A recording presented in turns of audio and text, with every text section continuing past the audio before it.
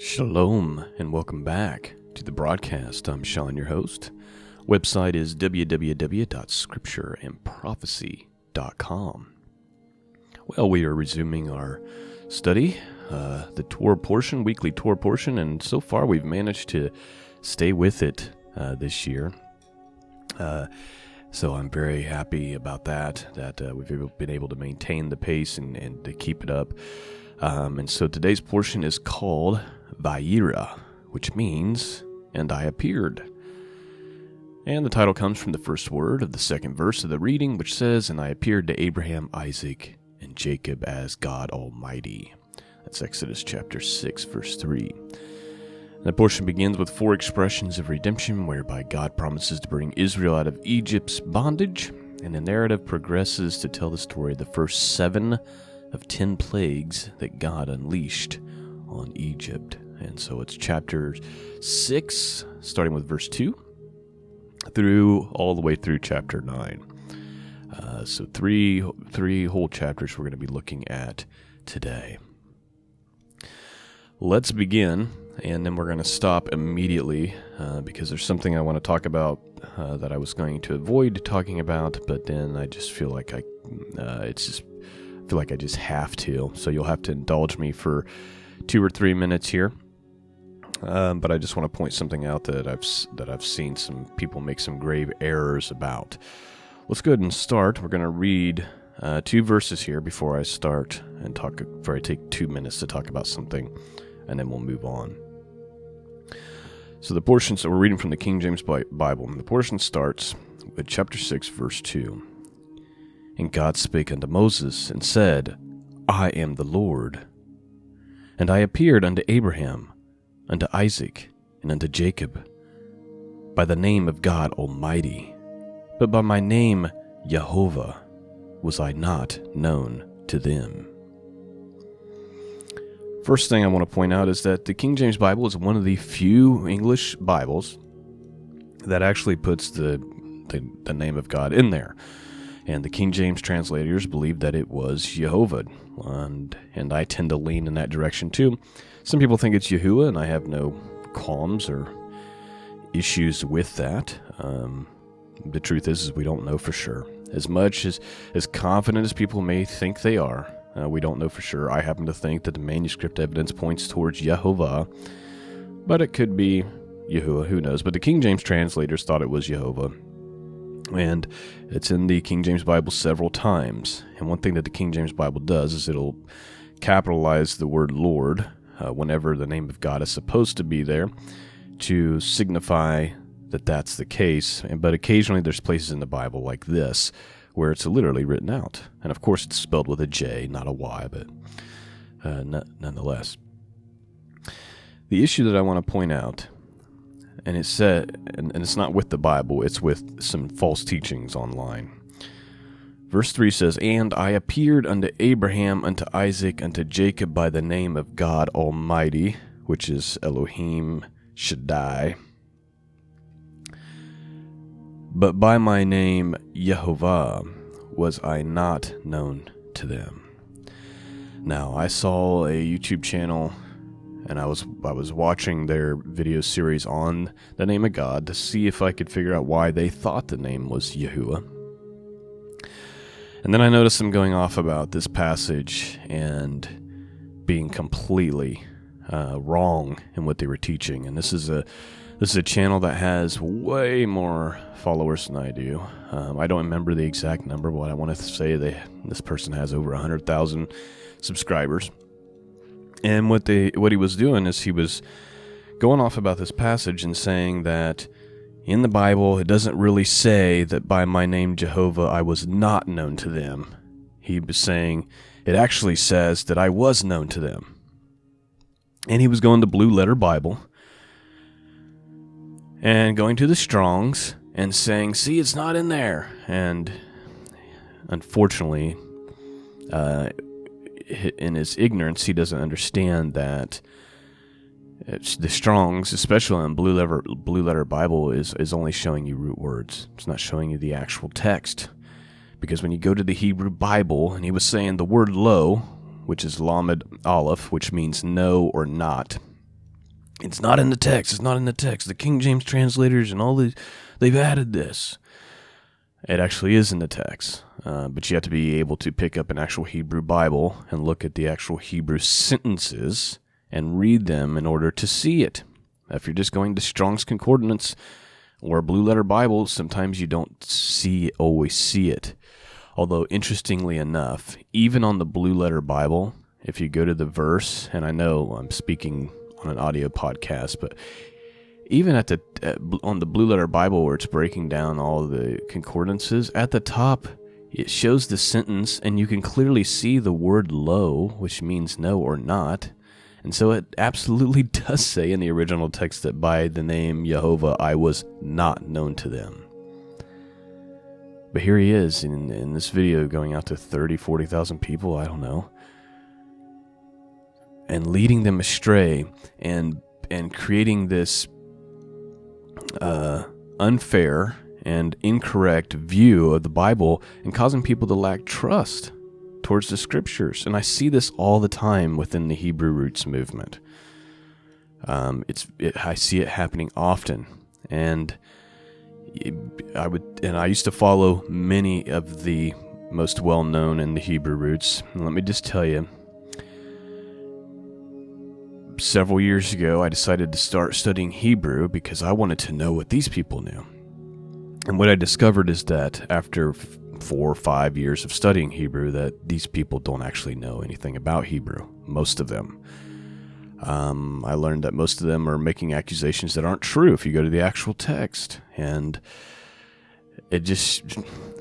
what many of them are doing is just simply going to Strong Concordance, or they're using a Sacred Names Bible, and here they are demanding that we speak Hebrew when we naturally speak English, and making accusations about the text that aren't true, and creating a distrust towards the King James Bible as an example, and it's just not right. So my whole point in this 2-3 minute rant is simply to say this: be careful about some of these teachers, especially when they're telling you that, the 50 scholars who were fluent in English, they were fluent in English, but fluent in Hebrew, fluent in Greek, as in they could read it and speak it, who came together and translated the King James Bible, when they start acting like they know more than them, yet they can't even find a 2-letter word in the text, be careful of those kind of people. I'm not saying their motives are wrong or anything like this. I'm just saying they're teaching beyond their limits.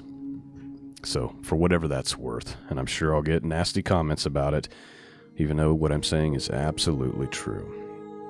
All right, let's begin the portion. Let me start over by reading that verse, and not a lot of commentary moving forward.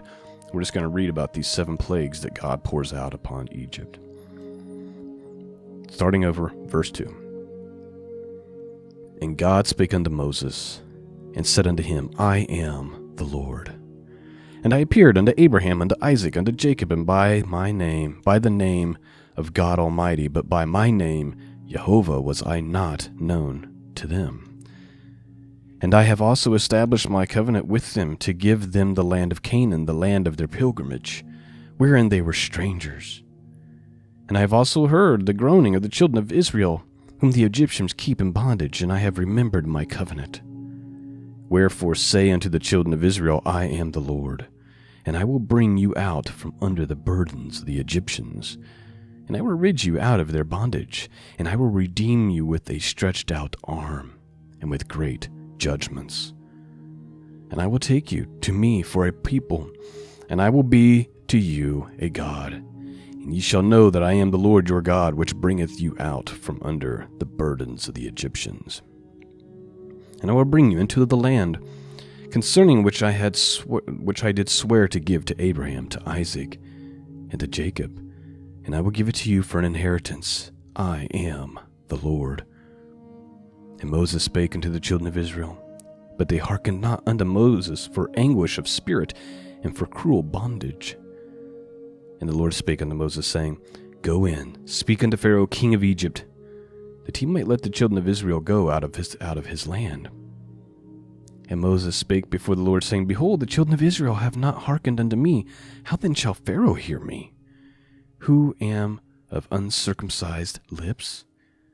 And the Lord spake unto Moses, and said unto Aaron, I gave them a charge unto the children of Israel, and unto Pharaoh king of Egypt, to bring the children of Israel out of the land of Egypt. These will be the heads of their fathers' houses, the sons of Reuben, the firstborn of Israel. Hanok and Palu, Hezron and Carmi, these will be the families of Reuben, and the sons of Simeon, Jumiel and Jamin and Ohad and Yachin and Zohar and Shaul, the sons of the Canaanitish woman. These are the families of Simeon. And these are the names of sons of Levi according to their generations, Gershon and Gohath and Merari. And the years of the life of Levi were 137 years. The sons of Gershon, Libni and Shimei according to their families. And the sons of Kohath, Amram and Ishar and Hebron and Uzziel. And the years of the life of Kohath were 133 years. And the sons of Merari, Mahali and Mushi. These are the families of Levi according to their generations. And Amram took him Jochebed, his father's sister, to wife. And she bare him Aaron and Moses, and the years of life of Amram were 137 years. And the sons of Izhar, Korah, and Zepheg, and Zikri, and the sons of Uzili, Mushael, and Elazaphan, and Zithri. And Aaron took him Elisheba, daughter of Animadad, sister of Nahshon, to wife, and she bare him Nadab, and Abihu, Eleazar, and Ithmar. And the sons of Korah, Asir, and Elkanah, and Abishaph, these are the families of the Korahites. And Eleazar, Aaron's son, took him one of the daughters of Putiel to wife, and she bare him Phinehas. These are the heads of the fathers of the Levites according to their families. These are the Aaron and Moses to whom the Lord said, Bring out the children of Israel from the land of Egypt, according to their armies. These are they which spake to Pharaoh the king of Egypt to bring out the children of Israel from Egypt. These are that Moses and Aaron. And it came to pass on the day when the Lord spake unto Moses in the land of Egypt, that the Lord spake unto Moses, saying, I am the Lord, speak thou unto Pharaoh king of Egypt all that I say unto thee. And Moses said before the Lord, Behold, I am of uncircumcised lips. How shall Pharaoh hearken unto me? Chapter 7.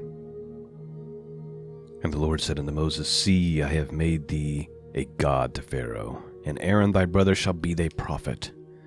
Thou shalt speak all that I command thee, and Aaron thy brother shall speak unto Pharaoh, and that he send the children of Israel out of his land. And I will harden Pharaoh's heart to multiply my signs and my wonders in the land of Egypt. But Pharaoh shall not hearken unto you, that I may lay my hand upon Egypt and bring forth mine armies and my people, the children of Israel, out of the land of Egypt by great judgments. And the Egyptians shall know that I am the Lord when I stretch forth my hand upon Egypt and bring out the children of Israel from among them. And Moses and Aaron did as the Lord commanded them, so did they. And Moses was 80 years old, and Aaron 83 years old, when they spake unto Pharaoh. And the Lord spake unto Moses and unto Aaron, and saying, When Pharaoh shall speak unto you, saying, Show a miracle for you, then thou shalt say unto Aaron, Take thy rod, and cast it before Pharaoh, and it shall become a serpent. And Moses and Aaron went into Pharaoh, and they did as so the Lord had commanded. And Aaron cast down his rod before Pharaoh, and before his servants, and it became a serpent. Then Pharaoh also called the wise men and the sorcerers. Now the magicians of Egypt, they also did in like manner with their enchantments, for they cast down every man his rod, and they became serpents. But Aaron's rod swallowed up their rods, and he hardened Pharaoh's heart, that he hearkened not unto them, as the Lord had said. Let's pause for a second and just acknowledge something. You know, the Bible warns us to stay away from sorcerers and from seers and stuff like that. And the reason is because some of that stuff actually exists. And it's hard for our wrap our minds around, but let's just say those in high places of authority, they believe very much in witchcraft and in things of this nature. And here we have these magicians. They come in and they mimic the rod turning into a serpent. That's quite the enchantment. I mean, so much so that Aaron's rod has to go and swallow up theirs, right? It's just something to think about. There's a reason why we're warned to stay away from this stuff. There's a reason why you see people in authority and rich and famous practicing all these weird things with the rituals and things they do, is because it's real. It actually exists. Otherwise, the Bible wouldn't warn you about it. And we wouldn't see stories like this where the magicians of Egypt mimic the rod turning into a snake. Interesting. Verse 14. And the Lord said unto Moses, Pharaoh's heart is hardened. He refuses to let the people go. Get thee unto Pharaoh in the morning. Lo, he goeth out unto the water, and thou shalt stand by the river's brink against he come. And the rod which is turned into a serpent shalt thou take in thy hand. And thou shalt say unto him, The Lord God of the Hebrews hath sent me unto thee, saying, Let my people go, that they may serve me in the wilderness. And behold, hitherto thou wouldest not hear. Thus saith the Lord, In this thou shalt know that I am the Lord. Behold, I will smite with the rod that is in my hand upon the waters which are the river, and they shall be turned to blood. And the fish that is in the river shall die, and the river shall stink, and the Egyptians shall loathe to drink of the water of the river. And the Lord spake unto Moses, saying unto Aaron, Take thy rod, and stretch out thy hand upon the water of Egypt, upon their streams, upon their rivers, and upon their ponds, and upon all the pools of water, that they may become blood. And that there may be blood throughout all the land of Egypt, both in the vessels of wood and in the vessels of stone. And Moses and Aaron did so, as the Lord commanded. And he lifted up the rod, and smote the water that there were in the river in the sight of Pharaoh, and in the sight of his servants. And all the waters that were in the river were turned to blood. And the fish that was in the river died, and the river stank. And the Egyptians could not drink of the water of the river, and there was blood throughout all the land of Egypt. And the magicians of Egypt did so with their enchantments. And Pharaoh's heart was hardened, neither did he hearken unto them as the Lord had said. And Pharaoh turned and went into his house, neither did he set his heart to this also. And all the Egyptians digged around the river for water to drink, for they could not drink the water of the river. And 7 days were fulfilled. After that, the Lord had smitten the river. Chapter 8. And the Lord spake unto Moses, Go unto Pharaoh, and say unto him, Thus saith the Lord, Let my people go, that they may serve me. And if thou refuse to let them go, behold, I will smite all the borders with frogs. And the river shall bring forth frogs abundantly, which shall go up and come unto thine house, and into thy bedchamber, and upon thy bed, and into the house of thy servants, and upon thy people, and into thy ovens, and into thy kneading troughs. And the frog shall come up both on thee and upon thy people, and upon all thy servants. And the Lord spake unto Moses, say unto Aaron, Stretch forth thy hand with thy rod over the streams, over the rivers, and over the ponds, and cause frogs to come up upon the land of Egypt. And Aaron stretched out his hand over the waters of Egypt and over the frogs came up and covered the land of Egypt. And the magicians did so with their enchantments, and brought up frogs upon the land of Egypt. Then Pharaoh called for Moses and Aaron, and said, Entreat the Lord that he may take away the frogs from me, and from my people, and I will let the people go, that they may do a sacrifice unto the Lord. And Moses said unto Pharaoh, Glory over me, when shall I entreat for thee, and for thy servants, and for thy people, to destroy the frogs from thee and thy houses, that they may remain in the river only? And he said, Tomorrow. And he said, Be it according to thy word, that thou mayest know that there is none like unto the Lord our God. And the frogs shall depart from thee, and from thy houses, and from thy servants, and from thy people, they shall remain in the river only. And Moses and Aaron went out from Pharaoh, and Moses cried unto the Lord because of the frogs which he had brought against Pharaoh. And the Lord did according to the word of Moses, and the frogs died out of the houses, and out of the villages, and out of the fields. And they gathered them together upon heaps, and the land stank. But when Pharaoh saw that there was respite, he hardened his heart, and hearkened not unto them, as the Lord had said. Let's note that one of the themes here is that the plagues will come. Pharaoh will beg for them to leave, making promises. Okay, I believe you. You can leave. Just please do away with whatever the plague is. And then, once the plague is gone, he changes his mind. Okay. Now that the suffering's over, I'm going back to the way I want to go. And he revokes his promise. In like ways, many of us, if we're not careful, can be like Pharaoh. We'll find ourselves in a hard place. We'll be praying to God, making promises to God, asking for help.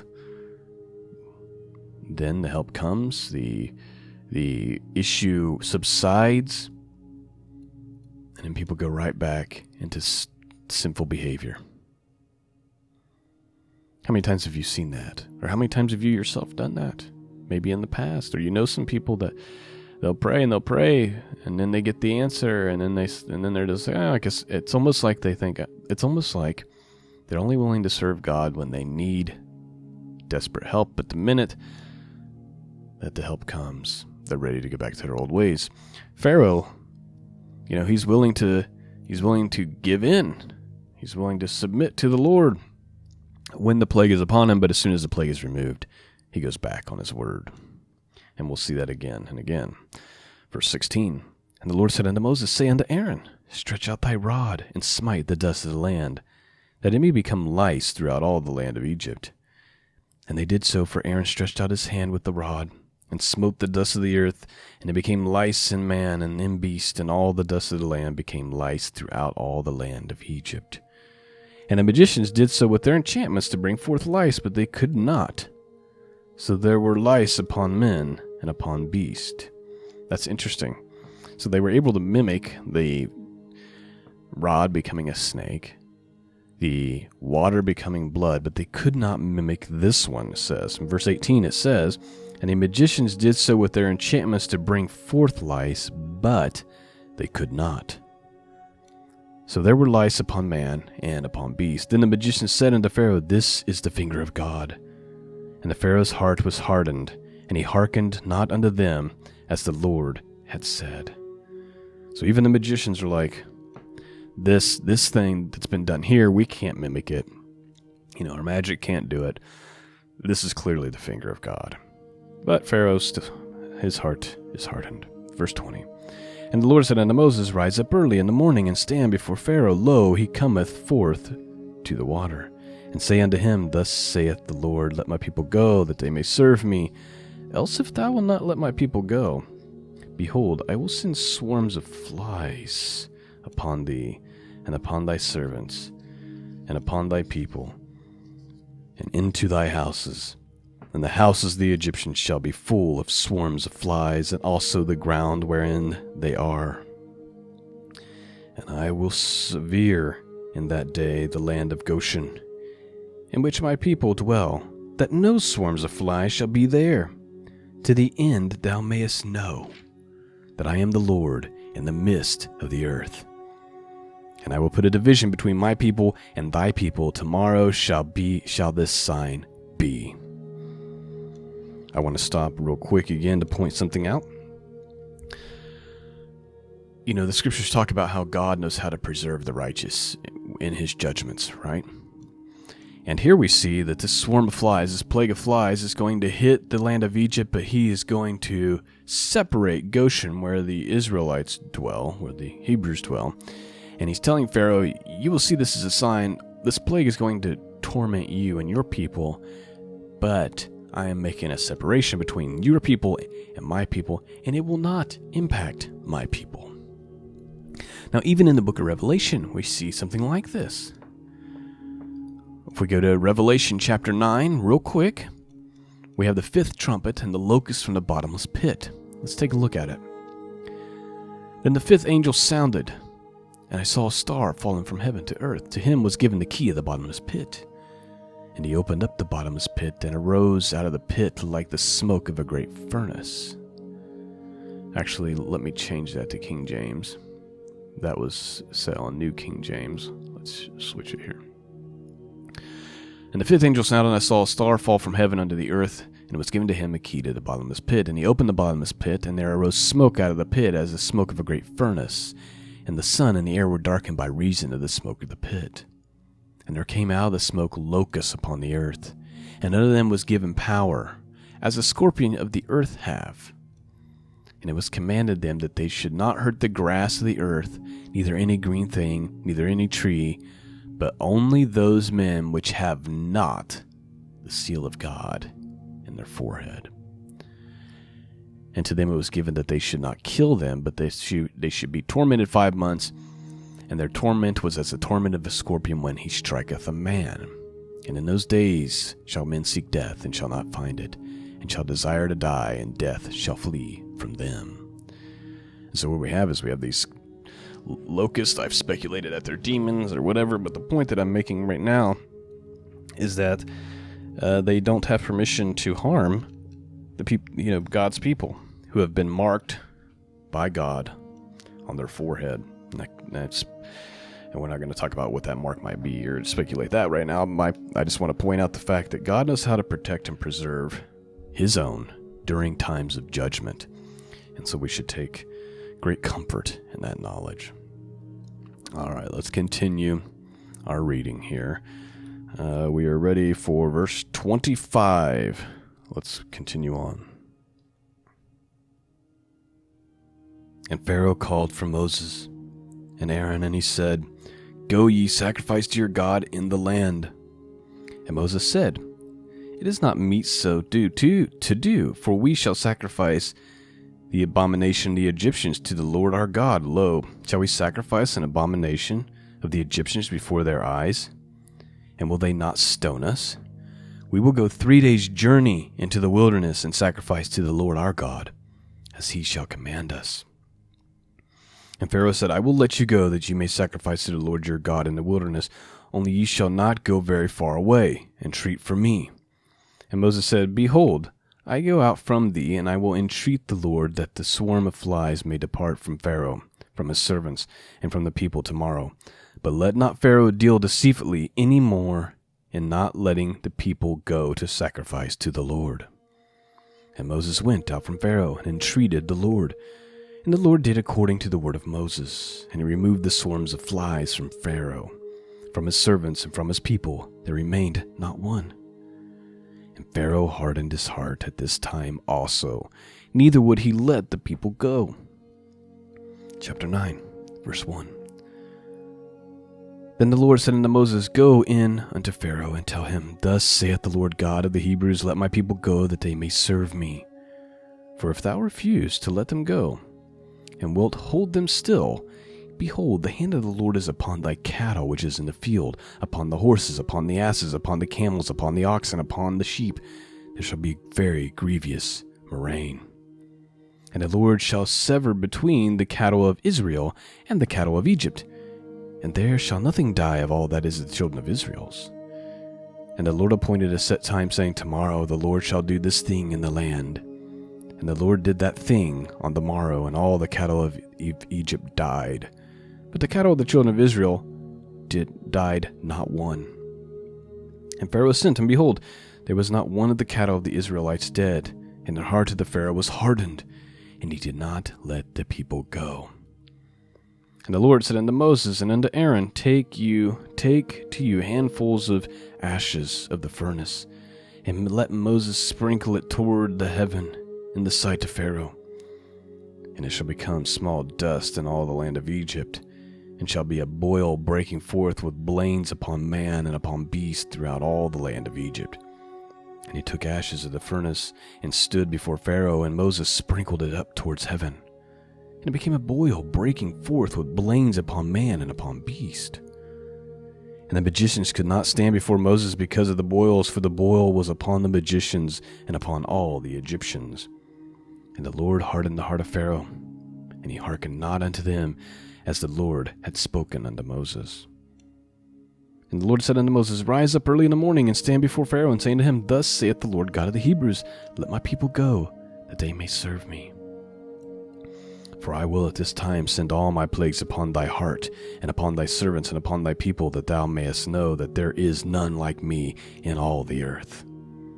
For now I will stretch out my hand, that I may smite thee and thy people with pestilence, and thou shalt be cut off from the earth. And in the very deed for this cause have I raised thee up, for to show in thee my power, and that my name may be declared throughout all the earth. Real quick, we wonder, why is God hardening Pharaoh's heart? It's not fair. Or, why go to such lengths? And it tells us right here that this particular Pharaoh was raised up for this very purpose. And you have to remember, God has ordained judgment to the Egyptians for the 400 years of slavery of the Hebrews, for their mistreatment. And so he's hardened his heart, yes, but it's all part of his ordained plan, which was not only to bring the Hebrews out of Egypt and into a land of their own, but also to bring judgment upon Egypt. Verse 17. As yet exalted thou thyself against my people, and thou wilt not let them go? Behold, tomorrow, about this time, I will cause it to rain a very grievous hail, such as hath not been in Egypt since the foundation thereof, even until now. Send therefore now, and gather thy cattle and all that thou hast in the field, for upon every man and beast which shall be found in the field, and shall not be brought home, the hail shall come down upon them, and they shall die. He that feared the word of the Lord among the servants of Pharaoh made his servants and his cattle flee into houses. And he that regarded not the word of the Lord left his servants and his cattle in the field. By the way, I read that, and I'm thinking, what idiots. After all these plagues have hit Egypt, the frogs and the flies and the lice and the dead cattle, all that, which one of these people are thinking, nah, I don't believe this is going to come to pass, and leave their cattle and their servants out there? But man, that is human nature. We have a very short-term memory. Let's continue on. Verse 22, And the Lord said unto Moses, Stretch forth thy hand toward heaven, that there may be hail in all the land of Egypt, upon man, upon beast, and upon every herb of the field throughout the land of Egypt. And Moses stretched forth his rod toward heaven, and the Lord sent thunder and hail, and fire ran along upon the ground. And the Lord rained hail upon the land of Egypt. So there was hail and fire mingled with hail, very grievous, such as there was none like in all the land of Egypt since it became a nation. And the hail smote throughout all the land of Egypt, all that was in the field, both man and beast. And the hail smote every herb of the field, and brake every tree of the field. Only in the land of Goshen, where the children of Israel were, was there no hail. And Pharaoh sent, and he called for Moses and Aaron, and said unto them, I have sinned this time. The Lord is righteous, and I and my people are wicked. Entreat the Lord, for it is enough, that there be no more mighty thunderings and hail, and I will let you go, and ye shall stay no longer. And Moses said unto him, As soon as I am gone out of the city, I will spread abroad my hands unto the Lord, and the thunder shall cease, neither shall there be any more hail, that thou mayest know that the earth is the Lord's. But as for thee and thy servants, I know that ye will not fear the Lord God. And the flax and the barley was smitten, for the barley was in the ear, and the flax was bald. But the wheat and the rice were not smitten, for they were not grown up. And Moses went out of the city from Pharaoh, and spread abroad his hands unto the Lord, and unto the thunders and hail ceased, and the rain was not poured upon the earth. And when Pharaoh saw that the rain and the hail and the thunders were ceased, he sinned yet more, and hardened his heart, he and his servants. And the heart of Pharaoh was hardened, neither would he let the children of Israel go, as the Lord had spoken by Moses. And that, my friends, is the end of our Parsha for this week. And I pray that it's been a blessing to you, and that there's been something that you've heard that's speaking to your heart, that's piercing your heart. Exodus is one of my favorites. It's one of my favorites, and I think it's a very important book to be studying, especially given the times that we are living in right now. Well, if you're being blessed by this work and you want to consider supporting it, please go to scriptureandprophecy.com, and you can consider becoming a Patreon subscriber. There's snail mail support, and there's also PayPal support. The support for the podcast has actually been trending down for the last several months, which ironically, the time that I'm investing into this work has actually doubled over the last few months, especially with the Torah portion, because it requires me to get up even earlier than normal because it's just longer than some of our other readings. And so it seems, this is just the unfortunate part of this type of being a content creator in a Christian niche. Sometimes this is just the way it plays out. You increase your workload, but then what happens many of the times, and what has been happening recently, is that the negative comments and criticisms have increased, and the support has declined, it seems, with the more efforts that I've poured in.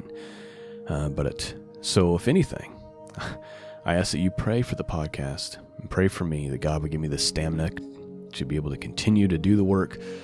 I've been doing this for over 5 years now, getting up an hour to 2 hours before I go to my day job to do this work, and I don't want you to think that I'm complaining, because it is my great privilege and my great honor to do this, and I don't deserve this privilege. I don't deserve this honor, and any support that comes from all of you is more than I deserve. But I'm just making the observation that the last few months things have been trending the other way, and if that's the way it is, that's the way it is.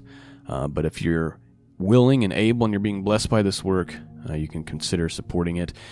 One of the things I've tried to do is increase the incentives for those, because I just hate that the Patreon subscribers, as an example, who support this month over month, and there's not been a lot of benefit for them to do so other than they are supporting the podcast. And so Patreon subscribers, they now get a weekly video that comes Saturday morning. It's the devotional, but it's me giving it via live video format.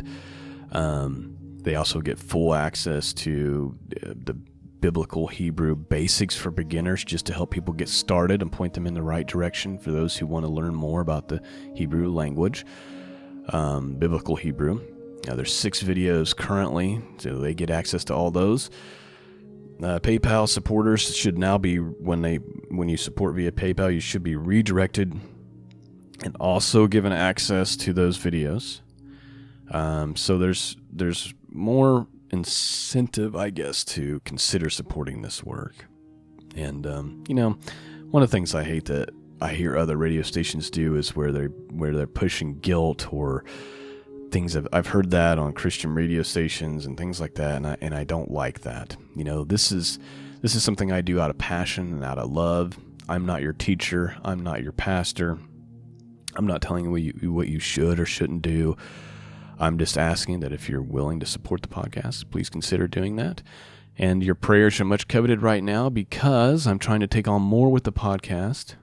In addition to writing the devotionals, and I'm writing the devotional book, which I hope will come out in a couple of months, and I certainly need your prayers for that as well. So there you have it. Again, it's my good pleasure to do this. I'm grateful to be able to do it. I'm grateful to live in a part of the world where I'm able to do it. I'm grateful for all of you and all that are willing to support and to pray and to give positive feedback. It means a lot to me, and it's far more than I deserve. All right, enough rants for one day. Peace and grace be with all of you, and until next time, God bless.